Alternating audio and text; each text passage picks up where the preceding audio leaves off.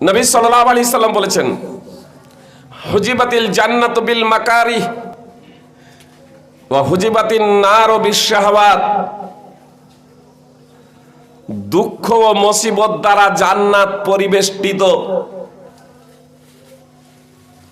আর কামনা বাসনা দ্বারা জাহান্নাম পরিবেষ্টিত।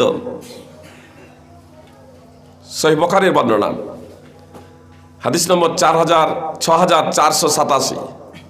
মুসলিমের বর্ণনায় এই ভাবার্থে বর্ণিত হয়েছে, হুজিবাতিন নারু বিশ শাহওয়াত ওয়া হুজিবাতিল জান্নাতু বিল মাকারিহ। জান্নাতকে ঘিরে রাখা হয়েছে দুঃখ মুসিবত দ্বারা। জান্নাতের প্রাচীর হলো দুঃখ ও মুসিবত, জাহান্নামের প্রাচীর হলো কামনা বাসনা। জাহান্নামকে ঘিরে রাখা হয়েছে কামনা বাসনা দ্বারা। সহিহ মুসলিম হাদিস নম্বর 2822। অত্র হাদিসের তাৎপর্য হলো,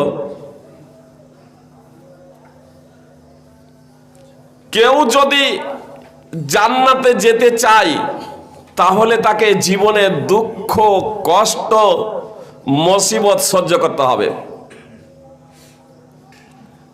দুঃখ মুসিবতের বেড়া যে টপকাতে পারবে না, সে জান্নাতে যেতে পারবে না। আর কামনা বাসনার বেড়া যে টপকাবে,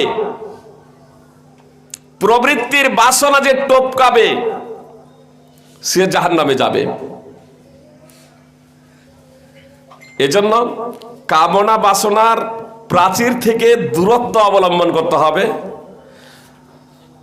তবেই জান্নাতে যাওয়া সম্ভব হবে। মন যা চাই